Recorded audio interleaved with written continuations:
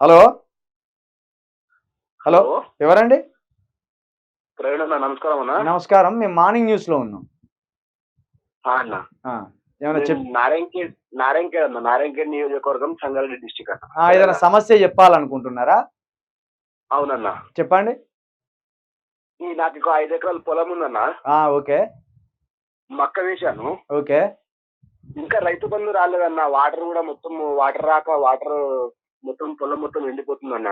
అయితే నిన్న మన ముఖ్యమంత్రి గారు ఏమన్నారంటే, నాగర్ కర్నూలు సభ కావచ్చు.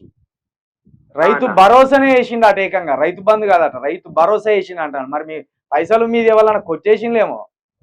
మీకు ఏసినట్టు ఉన్నాడు అయినా కానీ మీరు అబద్ధాలు ఆడతారు. ఇప్పుడు 3 ఎకరాలు 3.5 ఎకరాల దాకా రైతు బంధు అనేది ఏసిరని చెప్పిర్రు. 20 లక్షల మందికి ఏసిండ్రు. ఇప్పుడు ఆల్రెడీ కేసీఆరే 700 కోట్లు కేసీఆర్ 7,000 కోట్లు. 7,000 కోట్లు. 7,000 కోట్లు ఆల్రెడీ కేసీఆర్ ఉన్న బడ్జెట్. ఆ బడ్జెట్ ఎక్కడ పోయిందన్నా? ఇక అది కొంత మొత్తం ఏమో మన పొంగులేటి శ్రీనివాస్ రెడ్డి గారి జేబులో పోయింది. ఇంకా కొంత మొత్తం ఏమో వెంకటరెడ్డి గారి జేబులో పోయింది. ఇప్పుడు మంత్రి అయ్యిండు. మంత్రి అయితే రైతుల డబ్బు వాళ్ళు తీసుకోవడం ఏదన్నా? గద అడగాలి మీ రైతులు బయటికి వచ్చి మరి. అదే అన్న, దానిపైన ఇప్పుడు మనం కూడా పోరాటం చేస్తున్నాం. ఇప్పుడు మొత్తానికైతే ఇప్పుడు ఇది పక్కన పెడితే 5 ఎకరాలు ఎండిపోయిందా? ఎండిపోతుందన్న. ఇప్పుడు వాటర్ లేక మొత్తం ఎండిపోతుంది. పని చేయరిగా ఆ ట్రాక్టర్లు వేసుకొని రేవంత్ రెడ్డి గారి ఇంటికి రాని. ఇప్పుడు చేతికి వచ్చిన పంట ఉందన్న, ఎండిపోతే ఎట్లా అన్న? మేము ఉరేసుకోవాలన్నా ఎట్లా చేయాలి చెప్పండి అన్న.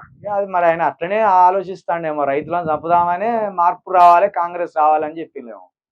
నువ్వు చెట్టు కిందనే కూర్చొని నాకు కరెంట్ పోయిందన్న. కొద్దిగా నీరు వస్తున్నది, కరెంట్ పోయింది. ఇప్పుడు చెట్టు కిందనే కూర్చున్నాయి. తాడ పట్టుకొని ఏ గ్రామం మిత్రం అది? ఏ గ్రామం? ఏ మండలం? ఏ గ్రామం?